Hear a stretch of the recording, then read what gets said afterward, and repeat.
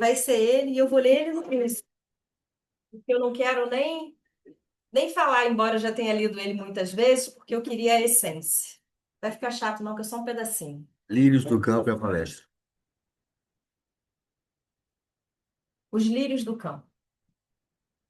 Por isso eu vos digo: não vivais preocupados com o que comer ou beber, quanto à vossa vida, nem com o que vestir, quanto ao vosso corpo.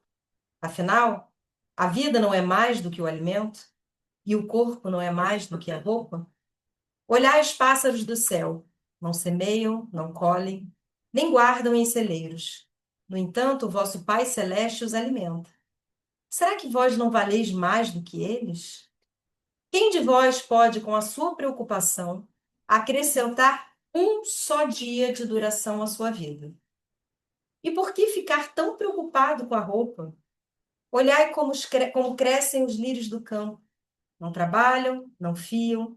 No entanto, eu vos digo: nem Salomão, em toda a sua glória, jamais se vestiu como um só dentre eles. Ora, se Deus veste assim a erva do campo, que hoje está aí e amanhã é lançada no forno, não fará ele muito mais por vós, gentes de pouca fé? Portanto, não vivais preocupado dizendo o que vamos comer, o que vamos beber, como vamos nos vestir. Os pagãos é que vivem procurando todas essas coisas. Vosso Pai que estás no céu sabe que precisais de tudo isso.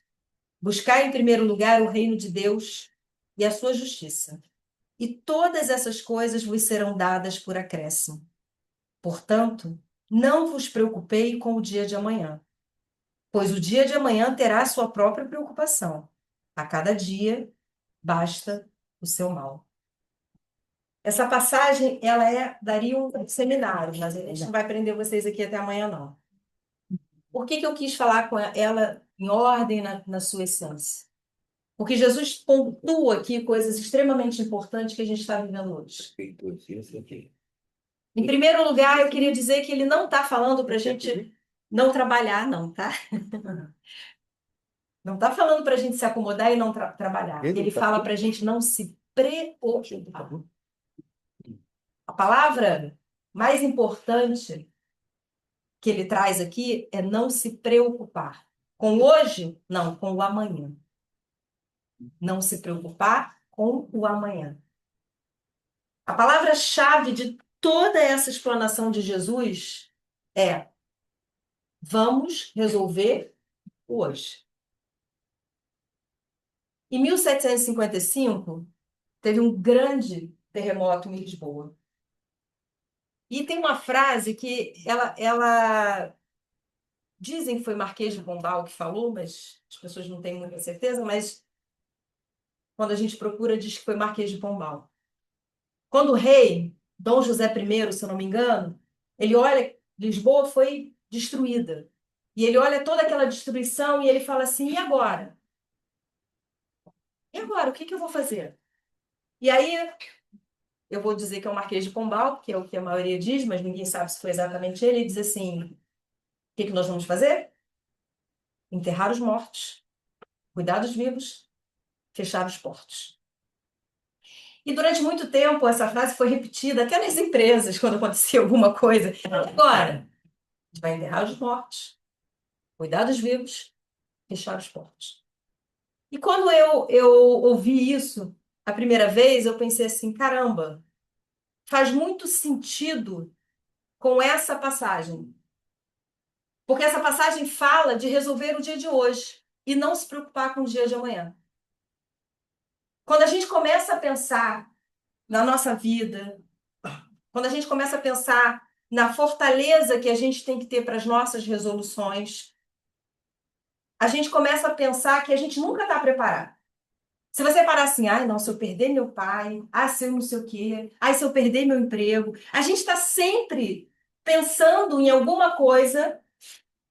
Já pararam para pensar? Nossa, como se a gente vivesse ansioso. Não estou aqui falando da ansiedade como a crise de ansiedade, como uma doença. Estou falando da ansiedade como sentimento normal que todos nós temos. Não que o outro também não seja normal, nem se preocupar com tudo. Eu estou dizendo no sentido não patológico, não no sentido de precisar de um medicamento, que existe. Existem pessoas que precisam, porque exacerbam essa necessidade de futuro, de amanhã, que é um pouco isso.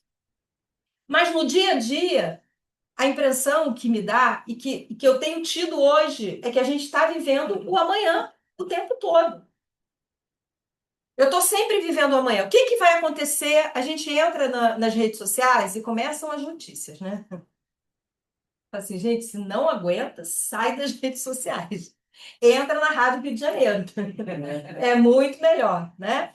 Por quê? Porque a gente está sempre recebendo. Eu já recebi, o meu funcionário subiu e falou assim: Iris, você viu isso aqui? Era um TikTok, um Twitter, sei lá o que que é.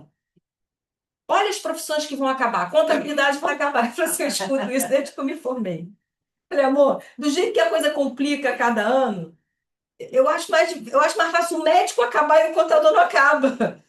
Porque não é possível. A cada dia que passa, a gente estuda mais, a coisa fica mais difícil, fica mais complicada. As coisas. Não, porque a inteligência artificial ela veio para acabar. E as pessoas estão nervosas, as pessoas estão ansiosas, as pessoas estão achando que vão ficar sem emprego, as pessoas. Eu falei, gente, para tudo. A inteligência artificial vai mudar a maneira como a gente exerce algumas profissões. Vai mudar, já está mudando.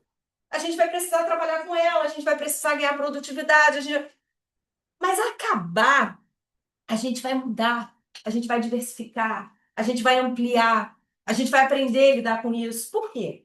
Porque estamos vivendo um processo de mudança para regeneração. Vocês acham que no planeta de regeneração é como? O planeta de regeneração, aí vai perguntar a eles, como você sabe que você não estava lá? Ué, vocês nunca viram os Jackson, não? Gente, o planeta de regeneração é o futuro, não é o futuro? E o futuro ele vai ser cada vez mais tecnológico. É por isso que a gente tem que combater o analfabetismo. Porque as pessoas, por mais que a gente entenda, se não fosse importante estudar, Jesus, ele ia dizer, olha, esquece isso, vamos tratar só o amor, mas a gente trata tudo. A gente combate a ignorância também. Por quê? Porque no futuro, a gente não vai precisar do trabalho braçal. Então é preciso que as pessoas tenham a oportunidade de fazer outro tipo de trabalho. Porque alguma parte do trabalho, né, ele vai ser substituído sim, e a gente vai trabalhar e vai operar as máquinas, e a gente vai trabalhar de alguma forma. Quando a gente começa a pensar que nada vai acabar, que tudo vai evoluir, a gente se acalma. Mas até a gente pensar nisso, a gente se desespera. E a gente está vivendo esse momento da ansiedade pela mudança. O sentimento que a gente acorda, eu acordo, de 10 pessoas que eu falo, eu pergunto assim, tá tudo bem? Ah, estão indo, né? Ninguém consegue responder que tá. E às vezes eu pergunto, mas estão indo por quê? O que está acontecendo? Ah, não, assim, essas coisas. Eu falei, mas que coisas? Se você insistir, espremer, não vai sair muita coisa. Vai dizer, as notícias, a violência. Aconteceu alguma coisa com você, com a sua casa, com a sua família? Família também? Tá todo mundo bem? Aí a pessoa vai, não, tá. Sim, tá. Tá todo mundo, né? Por quê? Porque a gente está vivendo a ansiedade da mudança. E no fundo do nosso coração, a gente sabe que a gente não tem uma capacidade resiliente, porque a resiliência é uma coisa difícil da gente administrar, da gente desenvolver, e a gente não gosta de mudança. Porque aquilo que está confortável hoje, eu não quero que mude, não quero que fique diferente. Uma vez eu conversei com um primo meu, ele está morando lá em Fortaleza, e eu estava tentando explicar o espiritismo para ele, e eu desisti. Eu falei, não, não, procura outra coisa. Agora, ele não dá, porque ele falava assim, não, mas como assim? Eu não vou ser mais o Berg depois, então não sou eu. É outro, se não sou eu, o Berg, não é o Berg, porque o nome dele é Lindenberg, a gente chama de Berg. Então não sou eu. Eu falei, é você, mas é o mesmo. Não, não sou eu. Eu sou o Berg, filho da Marli. Se eu vou nascer, não, não sou eu. E eu não consegui chegar adiante ali. Eu falei assim, Berg, você não precisa disso. Como assim não precisa? Você não falou que a gente tem que evoluir? Como você não precisa evoluir sendo espírito? Você pode evoluir sendo qualquer coisa. Você tem que ser uma pessoa boa. E ele tem muita ansiedade pelo amanhã. E é o que mais atrapalha a vida dele, né? Essa ansiedade de vai dar tudo errado, sempre vai dar tudo errado, sempre vai, né? Que talvez até porque ele conviveu muito com a minha mãe também tem muito disso. Eu chego com alguma coisa, ai, adorei essa blusa. Gostou, mãe? Ah, eu vou lá ver então para você. Não vai ter para mim, não. Nunca tem meu número. Se tiver, não tem essa cor. E eu gostei dessa cor. Se for outra, nem traz. Essa é minha mãe, resumir para vocês. E eu falei, por que você acha que não vai ter? Pode ter uma melhor, mais bonita. Não, não, mas eu queria essa. Eu falei, que é a minha. Durante muito tempo eu tirava a minha e dava para ela, mas eu acho que ela acostumou com isso, virou um, sabe? Eu falei, não, não, agora não. Perdeu a graça. Perdeu a graça, né? Perdeu para mim também, né? Nós temos que começar a pensar que a mudança não necessariamente é uma coisa ruim, mas aquilo que precisa de adaptação, aquilo que precisa de movimento, faz com que a gente não queira se movimentar. Era o que a gente estava falando na entrada, quando a gente começou a ter muito online, às vezes tem pessoas que podem vir, e aí se justifica, ai, tá muito perigoso, ai, tá isso, ai, tá aquilo, e não vem, e não tem o benefício de estar aqui. Porque estar aqui é um benefício que não é substituído por estar em casa. Mas a gente se justifica no sentido, eu não quero que o pessoal de casa fique chateado, não, hein? Continue assistindo. Mas às vezes a gente se justifica e quando a gente para, a gente, poxa, eu podia ter ido. Eu podia ter reencontrado pessoas queridas, eu podia ter tomado um passe. Eu podia ter escutado alguma coisa, eu podia ter visto a lista. Aqui eu não sei se tem, mas às vezes tem no centro tem a lista do que está precisando e eu podia ter levado uma doação. Eu podia estar perto do amor em movimento, porque o centro espírita é o amor em movimento. E estar no centro espírita é estar movimentando o amor. Às vezes você vem tímido, né? Vou só tomar um passe, vou lá dar um beijo na Sara. E aí você senta aí e você escuta uma coisa que você ia escutar em casa, mas aqui despertou de outra forma. Aqui você escutou alguém falar alguma coisa e você, caramba, eu posso ajudar. Eu trabalho num lugar que eu posso resolver. Você faz as conexões necessárias. A espiritualidade te usa para fazer as conexões necessárias. E aqui você é útil. Então, às vezes você acha assim, eu estou sentado lá só assistindo, eu não sou útil. Você é útil. Você desdobra, você desprende fluido. Às vezes você não é o passista, mas a espiritualidade está lá com um problema para resolver. Quem é que tem esse fluido aí? Olha como é que funciona a mediunidade. Fluido A, B e C. Não é isso? É o fluido do cósmico universal, é o fluido do próprio médium e o fluido da natureza. Às vezes o fluido da natureza, às vezes o fluido do médium não está compatível com aquele problema. A espiritualidade fala assim, quem tem essa energia? Energia é uma coisa muito mais complexa do que a gente pode imaginar. É muito mais complexo. Por isso que às vezes a gente fala assim, a pessoa vai numa psicografia, né? E aí quer, eu quero receber uma mensagem de papai, eu queria tanto receber uma mensagem de papai. E aí pede anos às vezes. Aí consegue lá um centro que faz a psicografia, consegue um centro que vai dar a mensagem do papai. Gente, olha, você não sabe o que é papai ver. É uma confusão, é uma fila, é isso, é aquilo, tem que ter um médico, aquela energia, para não sei o quê, para fazer a ligação. Né? E ele é todo um trabalho. Aí você recebe a psicografia e você olha assim, acho que não era papai, não. Papai nem falou que meu irmão não está se comportando, que não está sendo legal comigo, não dividiu a herança direito, que ele ficou com a casa que papai disse que era minha. Por quê? Porque o papai que você quer, esse não existe mais. Ué, Iris, mas você não falou que a morte não existe? A morte não existe, mas aquele espírito, quando ele recobra a individualidade dele, espiritual, que abre o leque dele, que abre o inconsciente que aqui está fechado, papai está pensando em outra coisa. A mensagem dele para você muda, melhora. Ele vê tudo aquilo que ele deixou de fazer e ele começa a querer dar para você a notícia que ele não deu. Porque aqui, enquanto a gente está encarnado, por mais que a gente queira ser bons pais e a gente verdadeiramente quer, a gente estraga os filhos, gente. Não é? Eles crescem achando que são lindos, maravilhosos, né? Que eles são os melhores. Eles não são. Eles não são. Sabe? E quando o papai está do outro lado, ele te adverte, ele te admoesta. Ele diz assim, você tem que melhorar esse seu gênio, você tem que... E aí, papai não. Duvido. Papai não ia tocar naquele assunto, porque o que você está buscando é o colo, é o reforço, é aquele momento que você chega para uma amiga e fala assim, ó, vê se eu estou errada. Olha, quando a amiga minha fala isso, gente, eu penso 10 vezes antes de responder. Aí eu pergunto, você quer a minha opinião ou você quer uma torcida? Porque às vezes a pessoa só quer isso, ela só quer um apoio, ela não quer que você diga para ela, tá errada. Que a hora que você diz, às vezes, está errada, você pode até não perder a amiga, mas aí naquele momento ali tu perdeu a jogada. Ah, vou falar com você não, que tu não entende nada. Eu bem sabia que não era para falar para você não, porque você é assim mesmo. Você é assim mesmo. Você nunca tá do meu lado. Por quê? Porque às vezes você não quer. Você não quer ver se você tá errada. Você quer alguém que te reforce ali. É isso mesmo, ele não vale nada, não. Você tá certo, é isso mesmo. Jogou a panela, joga a panela. Joga a panela. Mas a verdade é que quando o papai está do outro lado, quando a gente virou essa individualidade, a gente está sem filtro para as verdades espirituais. Naquele momento, eu estou sem tempo para chegar para você e tratar você como se você fosse uma criança espiritual. Naquele momento, eu olho para você e vejo além.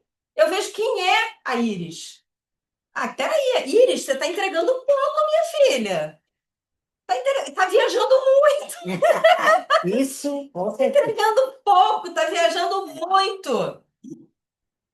Tem que ser mais. Porque ele tá te olhando do outro lado e ele sabe qual é o teu potencial. Ninguém nessa sala, tô arriscando a tomar uma sapatada, ninguém tira sapato, não. Ninguém nessa sala tá entregando 100% do que pode. Eu garanto a vocês, a gente tá entregando pouco. Não tá entregando pouco? E eu vou perguntar, quem aqui dá uma olhadinha no TikTok? No Facebook? No Instagram? Não olha nada. Ah, me poupe, né? Ainda bem tem. Né? Nessa horinha que você tá ali, ó, rolando, e não é canal espírita, podia estar entregando alguma coisa boa. A gente está entregando pouco. Fora a hora que você baixa a tua vibração porque tu olhou e não concordou.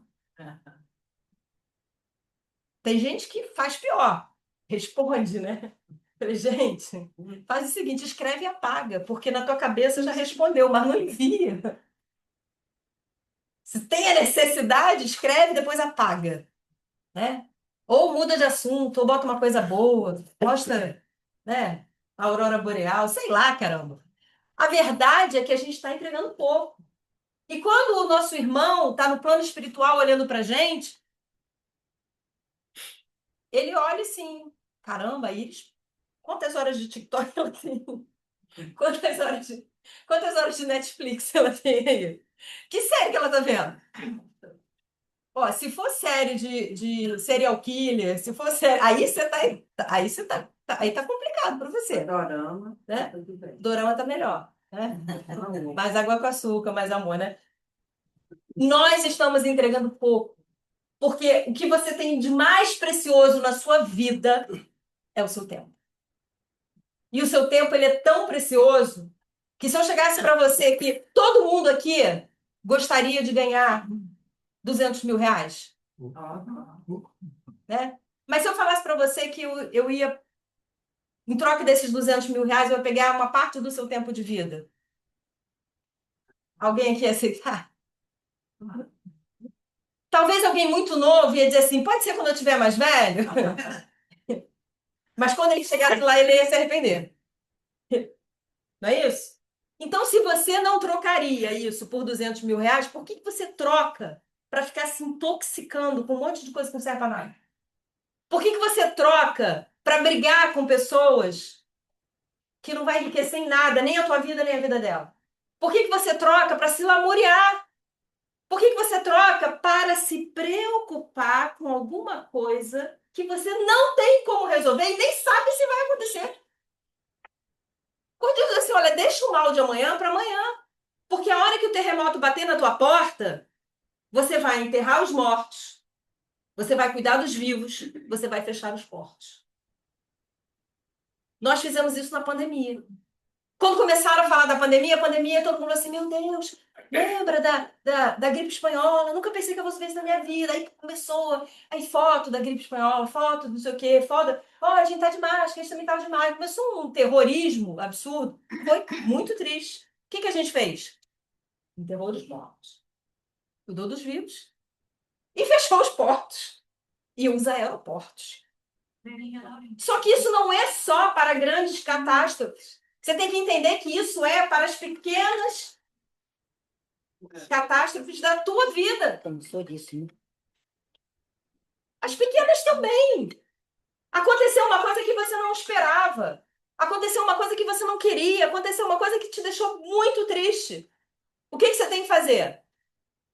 Primeira coisa, enterrar o morto. Quem é o morto? Ah, eu perdi o meu emprego, eu perdi. Era o emprego dos meus sonhos. Tá, mas ele morreu. Morreu, enterrou ele. Vamos cuidar do vivo? O que eu posso fazer daqui para frente? Vou botar currículo? Vou vender bolo? O que eu vou fazer? Isso é cuidar do vivo. E fechar os portos para de ouvir a influência externa nesse momento. Porque a influência externa, muitas vezes, ela ajuda, mas na maioria das vezes ela atrapalha, no meio do conflito. Por quê? Porque a pessoa vem, eles não podiam ter feito isso com você, você era tão bom funcionário, você foi demitido, não podia. E aí você vai se diminuindo. E você vai se sentindo injustiçado. E você vai ficando pequeno. E você não consegue dar o próximo passo. A influência no terremoto, se não for o enfermeiro que vai ali suturar a ferida, se não for alguém que vai chegar ali para você, eu tenho aqui, me dá teu currículo aí que eu vou levar. Se não for essa pessoa, não escuta, fecha porta. Porque é o momento de você resolver com você. Você vai pegar aquilo que você mais temia, pode ser uma doença. Às vezes é um diagnóstico. Às vezes é um diagnóstico. Às vezes você, o que eu mais temia era ter um diagnóstico. Ou de um filho, o que eu tenho que fazer? Tá bom, eu já tenho isso. Não adianta eu ficar assim, eu não podia ter passado por isso, eu não queria. Por que Deus fez isso comigo? Porque acabou. Esse assunto está enterrado. O que eu posso fazer daqui para frente? Quando Yasmin ficou doente,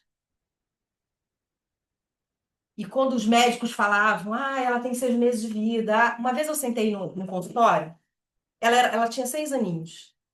Ela estava sentada do meu lado, ela era muito pequenininha. E aí eu estava sentada no consultório, porque a gente vai em todos, né? A gente vai em todos os médicos. Tem uma médica que é boa, você vai. Tem outra que é boa. Não, você vai atrás. A gente ia em todas as religiões, em todos os centros espíritas, botava o nome em todas as igrejas. Né? Eu falei assim, eu vou cair, mas vou cair lutando. Como diz a Clara, eu vou morrer nadando. Né? Eu vou me afogar nadando. Mas vamos fazer o que tem que ser feito. E o Hernani lá, desmaiado, que não levantava. Foi assim que ele virou espírito. E alguém tem que reagir. Então a gente ia em tudo, ela é ótima, não sei o quê, salvou a vida de um, salvou a vida do outro, então vamos nela. Tá? Tô eu sentada, Yasmin do meu lado, e aí a médica falou assim: eu tenho uma boa e uma má notícia para você. Aí eu falei: que bom que tem uma boa, né? Me dá a má primeiro. Ela falou: não, vou dar a boa. Eu falei: qual é a boa? A boa é que ela não vai morrer. Aí ela vira para mim e fala assim: mãe, eu ia morrer? Eu falei, não, meu amor, você não ia morrer. Na verdade, você vai, todo mundo vai. A gente já conversou sobre isso, você é espírita, eu também. Mas não agora. Olhei pra médica, assim, com aquele ar, né? Nada cristão, porque minha vontade era fechar a mão e dar na cara dela. Mas eu sorri. E qual é a má? Não, a má é que não tem tratamento. Uhum. Aí eu falei assim, como assim não tem tratamento? Não, não tem tratamento. E você tem que se conformar, mãe, não tem tratamento. Aí eu falei assim, engraçado, não tô conformada, não. Eu tô conformada que não tem cura, isso eu já entendi. Agora, se não tem tratamento, eu tô fazendo o que aqui? Não, você tem que vir todo mês para eu dar uma olhada. Eu, para fazer o quê? Para eu te pagar a consulta? Se não tem tratamento, eu não trato em casa. Entendo que a senhora está muito nervosa, porque quem recebe uma notícia dessa em relação ao filho fica nervosa. Eu falei, não, a senhora está muito enganada. Existem várias doenças que não têm cura. A AIDS não tem cura, mas já tem tratamento. Eu quero saber se você tem alguma coisa nova, alguma coisa alternativa, porque eu vou fazer o que eu puder fazer. Se você não tem nada, obrigado. Vou pagar a sua consulta e vou embora. Eu não vou voltar mais aqui. Eu entendo que você está nervosa. E aí eu falei, vambora. Levanta as minhas. Ela acabou, acabou. Acabou. Acabou. Mas naquele momento eu saí dali pensando assim, caramba, como é que alguém, principalmente que trabalha com criança, porque atendia criança, pode ter tão pouco tato, né? Tão pouco tato e resumir o maior temor da vida de uma mãe numa frase. Sem nem tentar. Você pode dizer assim, olha, a gente não tem eficácia, a gente não tem comprovação científica, a gente não tem. Mas o mercado está usando isso, o mercado está. Ou ser honesta, eu nunca tratei disso. Acho que eu só tinha que procurar alguém mais. A nossa vida também é assim. Em alguns momentos da nossa vida, a gente vai ter alguma coisa que a gente vai achar que é o fim da nossa vida. Que era aquilo que a gente mais temia, que era. Mas aquele momento, você tem que entender que nós somos como os lírios do campo. Por isso que é lírio do campo. Porque no momento que você não tem o que fazer, Deus vai te vestir como Salomão nunca foi vestido. No momento do auge da tua dor, no momento que você achar que, caramba, eu não tenho mais o que fazer. Eu esgotei todas as minhas possibilidades. Lembra que aquela erva linda hoje está linda para ser jogada na fornalha e que você é mais do que ela. Acaso não sabes que tu és mais do que essa erva? Por que você está preocupado com isso? Por que você está preocupado que você perdeu o teu emprego e que amanhã você não vai ter o que comer? Você tem o que comer hoje? Almoça e vai procurar emprego. Porque Deus sabe que você tem necessidade de todas essas coisas. Quando a gente se coloca nessa posição de acolhidos pelo Pai, Jesus ainda fala assim: por que você se preocupa tanto? Se com toda a sua preocupação você não aumenta nem uma hora a sua vida. Você não aumenta nem uma hora a sua vida. A sua vida não depende do Botox. Não depende do preenchimento. Você diminui os seus anos, fica lindo, mas não aumenta uma hora a sua vida. E aí a pessoa diz assim: não, mas e se você se cuidar? Se você fizer ginástica, se você fizer, você não aumenta? Não prolonga a sua vida? Não. Você só não encurta ela. Porque você vem com fluido vital para viver o tempo que você tem que viver. E o que prolonga a tua vida, eu vou dizer para vocês, vocês querem saber? É o quanto necessário você é para a obra divina. O que prolonga a sua vida é você levar uma vida aonde você encarnado vale mais a pena para a missão e para a obra divina do que você no plano espiritual. Porque Deus não está preocupado se você está encarnado ou desencarnado. Ele sabe que isso não é importante. A espiritualidade sabe que isso não é importante. O que vai fazer a diferença, o que vai te dar a moratória, como deu a moratória lá no filme do André Luiz, que o menininho fez a oração, era que aquele menino precisava dele. Ah, então dá a moratória para ele? O menino precisa. Às vezes você está bem mais velho, não está na sua programação, e aí você resolve adotar uma criança porque você não estava na programação, mas você se compadeceu, você quer ajudar. Aí a espiritualidade manda mais 20 anos aí para ela. Não adianta correr depois de velho e querer adotar, só vai ficar 20 anos aí. Tem que ser orgânico. Tem que ser no amor. Então, o que prolonga a sua vida encarnada é isso.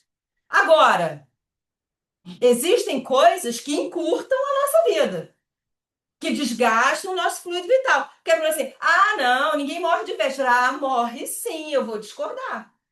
Você começa a se expor, você começa a se intoxicar, você se intoxica com o ciúme, com o veneno, com a vaidade, com a política, você encurta a sua vida. Valeu a pena? Era melhor ter aceitado os meus 200 mil, né? Eu nem tenho para dar para vocês, mas não era melhor? Se eu pudesse trocar? Né? Porque você está desperdiçando, trocando horas, dias, sem ganhar os 200 mil.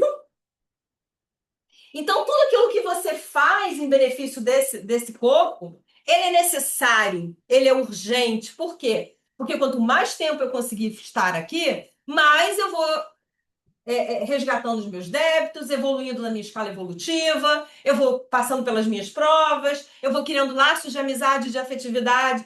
Olha, gente, eu tô com 55 anos. Tempo pra caramba, né? Depois que tu passa do meio século, né? Você começa a refletir algumas coisas. Tem muita gente aqui que não tem meio século, mas vocês vão entender. É um divisor de águas, não é não? É um divisor de águas. Você começa a refletir, você começa a lembrar de pessoas que passaram pela tua vida, que cruzaram pela tua vida, e você começa a ver o leque Que você fala assim, gente, se eu encontrar essa pessoa, a vontade que você tem às vezes de encontrar, de reencontrar um amigo dali, um amigo dali. Imagina todo mundo no plano espiritual. Essa rede de amizade que você fez, de coisa gostosa, se você fez coisas boas, né? Se você passou a vida perturbando a vida dos outros, talvez não seja tão legal encontrar, né? Às vezes é melhor ficar sozinho. Mas quando você, né, você pensa assim, caramba, realmente. Às vezes tem gente que você nem gostava muito, né? Mas aí se encontra depois e fala assim, nossa, a gente brigava por cada besteira, né? Você entende, você sublima, você. Eu lembro que uma vez eu estava almoçando na casa de uma amiga, que eu adoro hoje, nossa, eu adoro. E ela é tão ciumenta que ela mora em Mato Grosso do Sul, ela vê alguma coisa no meu Instagram e ela comenta logo, sua melhor amiga, não, todas são. Mas ela, eu estava almoçando na casa dela e a mãe dela. Claudinha, e aquela menina que você detestava, que era nojenta, que você fingia que não ia embora para não pegar o 260 com ela, porque eu pegava o 260 para vir embora, que você ficava rodando para deixá-la embora, para depois você ir pegar o 260 para você não ir com ela. Aí ela falou, e ela, não, mãe, não, não, não, mas não tinha uma menina? Aí eu falei assim, alguém mais pegava o 260? Aí, foi inocente, gente, juro. Aí ela, não, eu falei, era eu. Olha, eu vou te falar, você perdeu dias e dias da minha companhia. Só você perdeu. Eu estava em paz. E você estava lá. Chegou mais tarde, podia ter me conhecido melhor antes, que hoje você me adora, né? Então, às vezes, né, a nossa relação com a mudança é difícil. Mas Deus, ele diz pra gente, através de Jesus. Não adianta, a sua preocupação não vai aumentar uma hora da sua vida, mas também não vai diminuir. Quando a gente começa a pensar, caramba, eu vou ter que passar por tudo isso? Vai. E aí? E vai passar. Você tem duas maneiras de passar por tudo isso. Como eu gosto muito de viagem, eu vou fazer uma escala, tá certo? Vou fazer uma escala. E aí a minha escala era 3 horas. E aí aparece um anúncio assim, ó, atrasado, atrasado, cancelado, a minha escala de 3 virou 6. Eu tenho duas maneiras de estar naquele aeroporto. Ou eu compro um livro e vou ler, ou eu vou comer alguma coisa, ou eu vou ligar para alguém, ou eu vou passar as minhas 6 horas me queixando das 3 horas a mais que eu vou ficar ali. Eu vou continuar tendo que passar 6 horas, só que eu posso passar 6 horas me envenenando, 6 horas com raiva, 6 horas xingando a companhia, 6 horas. Ou eu posso passar 6 horas agradável. Quem escolhe o que eu vou passar, como eu vou passar, sou eu. Então as minhas provas, elas vão acontecer. Os meus terremotos vão acontecer. Podem ser terremotos emocionais. Às vezes você tem que ser capaz de dizer assim: não, hoje eu não vou. Hoje eu não vou porque eu preciso estar comigo. Hoje eu preciso rever os meus conceitos. Hoje eu preciso pensar. Hoje eu preciso ler um livro. Você não precisa estar disponível o tempo todo. A gente está vivendo um momento, você tem que estar disponível. A juventude tem que estar disponível. Você tem que estar disponível para todo mundo. Não, não tem. Não tem. E você tem direito a pequenos terremotos. O que você não pode é se enterrar com os mortos. Você tem que entender que você faz parte do time dos vivos. Enquanto você está encarnado, pelo menos, quando Jesus falava deixar os mortos o cuidado de enterrar seus mortos, ele não estava querendo ser grosseiro, ou ele não estava querendo dizer que você não deve prestar o culto àquele que. Não, que ele tá falando dos mortos vivos. Ele está falando que a vida espiritual é mais importante do que a vida material. Agora, se você estiver mergulhado na vida material, se você está assim, nossa, como é que está esse mundo? Como é que está o Brasil? Como é que está o mundo? Vai ter guerra, vai ter guerra, vai ter guerra. Você já até assinou na guerra, né? O que eu tenho que fazer? O mundo tá num momento difícil? Eu vou fazer oração, porque a única coisa que pode impedir a guerra é Deus, gente. Não é Deus? Não sou eu, não é você. Não é o meu Twitter. O que pode impedir isso é a minha vibração, é a vibração de quem está em volta. E se eu ficar assim pensando, igual me perguntaram, ó, você se tiver um apocalipse, você é contador, não vai precisar de contador. Eu falei, você acha que eu só sei fazer isso? Eu sei fazer outras coisas, eu sei fazer uma comida gostosa, mesmo sem ingrediente, né? Eu vou lá, eu abro aquela geladeira que às vezes não tem nada que a gente não comprou e dou meu jeito. Vocês também não dão? Olha só, você não é resumido né? É claro que se eu for médico, vai todo mundo querer, né, passar o apocalipse do meu lado. Tem médico aí? Psicólogo, então, gente, nossa, psicólogo, eu queria parar do lado do psicólogo no apocalipse. Bom, tamo junto aqui, né? Mas a gente vai ter muita coisa para fazer. Agora, por que você está pensando no apocalipse? Por que você não pensa no pós-apocalipse, então? Você fala assim, olha, quando o mundo for reconstruído, Se eu tiver ela. né? Se eu estiver lá no mundo reconstruído, se eu não estiver no plano espiritual, se eu estiver no mundo reconstruído, se eu estiver no plano espiritual, eu vou falar para a galera que ficou, isso aí, vai fundo, né? Vai, isso aí, né? Eu vou dar força. Né? Igual o pessoal fica, né? O tempo todo, né? Falando com a gente. Você lá cansado, exausto, não aguenta, tenha paciência, tenha tolerância, né? E de vez em quando eu falo para eles, ó, vai inverter. Uma hora vocês vão estar encarnados, eu vou estar aí. Eu quero ver como é que vai ser a performance. Meu mentor eu falo toda hora. Vai tirando onda aí comigo. Vai me mandando fazer aquilo que eu não consigo, né? Que eu não tô aguentando, que eu não tô afim, né? Vai inverter a performance. Uma hora eu vou estar aí do teu lado.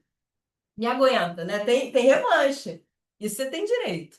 Agora, o que você não tem direito, o que você não tem direito é não fazer parte do processo. Porque se você não faz parte do processo, você é aquela pessoa que na guerra, o inimigo ele dizia assim, olha, em vez de você matar, você invalida um, porque você está acabando com dois, porque um está carregando. Você vai ter que ser carregado. Então, muitas vezes, era tática de guerrilha. Não mata, não. Atira em algum lugar que o cara vai carregar ele. É menos alguém atirando em você. Você resolve dois em vez de resolver um. Você vai querer ser o cara que está sendo carregado? Quando a gente começa a pensar na nossa evolução, a Sarinha começou aqui falando sobre as pessoas que não aguentam mais, sobre as pessoas que estão surtando. É óbvio, é óbvio. A gente está vivendo um momento de urgência, a gente está vivendo um momento que tem que ser agora, a gente está vivendo um momento que você manda um WhatsApp, a pessoa está online, manda, está online e não responde, não? Aí eu botei assim, online não é available. Estou online, mas não estou disponível. Estou fazendo outra coisa. Ou às vezes nem tô, né? Porque às vezes você só de estar aberto, ele fica online ali e você está fazendo outra coisa. Mas a gente está vivendo um momento da urgência. A pessoa, enquanto você está digitando, olha, você está digitando, aí fica aquele pontinho, a pessoa ficou olhando o pontinho. E aí parou o pontinho. Aí falou assim: ela desistiu?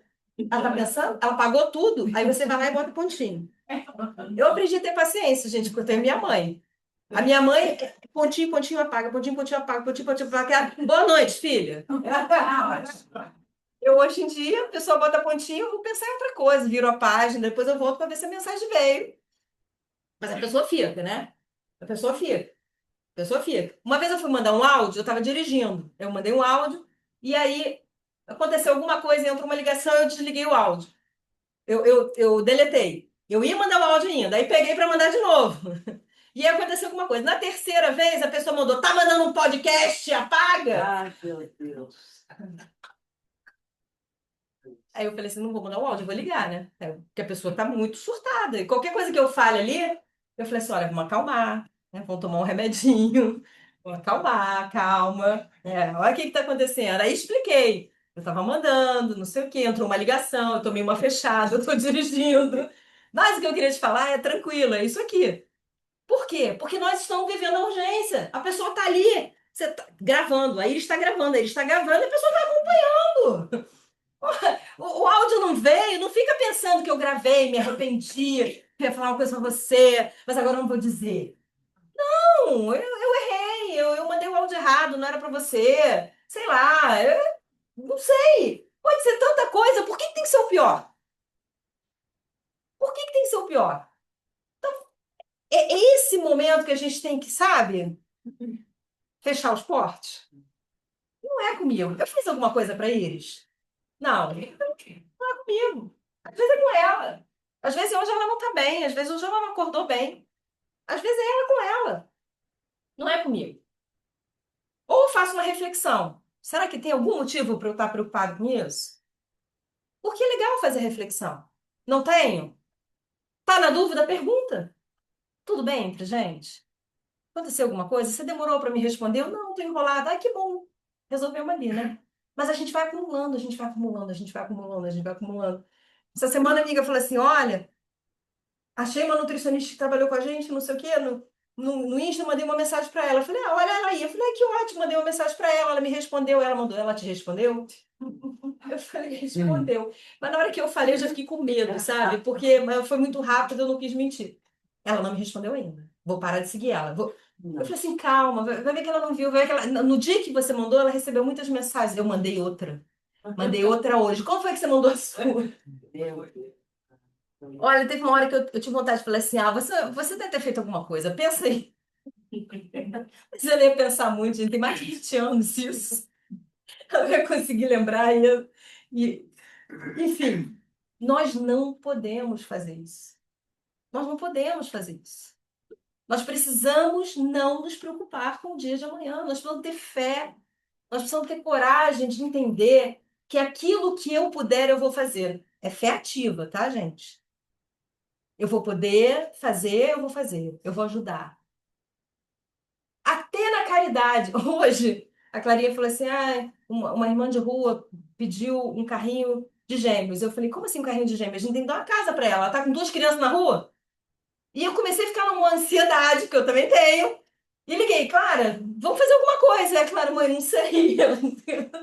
Ela estava na rua, ela disse que era difícil empurrar as crianças. E eu fiquei, não, e daqui a pouco eu parei e fiz uma oração. Falei, gente, não é minha responsabilidade cuidar de todas as pessoas. Eu não tenho condições de fazer isso. Mas, Senhor, o Senhor tem, não é? Na hora que você não tem o que fazer, você chama Deus. Tua filha me pediu um negócio, me ajuda aí a ajudar. E aí você vai aos poucos, porque senão, até mesmo na caridade, você entra numa agonia do eu não consigo fazer, eu não consigo ajudar. E aí, só para a gente finalizar, uma vez o Chico, ele sempre ia. Essa história bonita vocês já devem conhecer, eu não vou contar ela toda, não. Ele sempre ia ajudar umas pessoas no final da palestra que ficavam embaixo de uma ponte e ele levava coisas. E aí teve um dia que ele não tinha nada para levar. Ele falou: não vou. E aí, Bezerra aparece: como é que não vai? Leva água fluidificada, o Chico pensou. Pessoa morta de fome, eu vou chegar lá, trouxe água. Vai dar ruim, né? Não deu. Ele chegou lá, levou a água, falou que era fluidificada. Metade ficou assim, meio. Aí eu, não, poxa, ele vem sempre trazer carinho. Hoje ele não tinha nada, ele trouxe. E aí ele foi bem recebido. E aí, de repente, chegou lá o caminhão de comida, que é uma história linda. Depois vocês procurem para a gente não. Mas o que que eu queria dizer dessa história? Que é, antes de chegar o caminhão, as pessoas mereceram o caminhão. Porque se não tivesse merecido o caminhão, talvez o caminhão não achasse o Chico. Alguém chegou e falou: vamos aplaudir Chico, ele está sempre aqui, ele veio trazer a paz, ele veio trazer a água. Vocês entenderam? Essa história ela é muito mais complexa do que simplesmente Bezerra arrumou a comida e levou. Aquelas pessoas que estavam ali receberam ele sem a comida, receberam ele com a água, aceitaram o que ele estava levando, que era muito mais importante do que a comida. Aí a espiritualidade faz o quê? Eles estão merecendo o caminhão? Então leva o caminhão. Então você tem que aceitar o que Deus está te dando. Pega a água fluidificada, que o leite vai chegar na tua casa. Pega aquele emprego que talvez você não quisesse. Continua se esforçando, continua estudando, que vai chegar aquele que você merece. Trabalha com afinco pela sua mudança, mas tenha paciência. Tenha paciência. Se você quiser fazer o reino de Deus na terra, se você quiser governantes bons em todos os lugares, a gente vai ter que estar encarnando Ismael para ter um papel de governante de prefeito. Ismael, prefeito, né? Saint-Germain, governador. Que isso, gente? O reino de Deus não é desse mundo. É lá onde estão os verdadeiros governantes. Aqui, nós estamos nos ajudando mutuamente a fazer o melhor que podemos. Então, oremos pelos nossos governantes do mundo, todos eles. E esperemos a vontade de Deus, porque a gente quer de novo que como os nossos irmãos hebreus queriam, que Jesus criasse um reinado. E a gente está esperando esse reinado de novo aqui. A gente não está mais esperto dessa vez, não? Ainda não, né? É isso que está deixando a gente ansioso. Então vamos começar a pensar, né? Que hoje a gente vai resolver hoje. E vamos passar isso para os nossos filhos, passar isso para as pessoas. Amanhã, a gente resolve amanhã. E com Jesus, hoje e amanhã. Que Jesus nos abençoe. E assim Assim seja.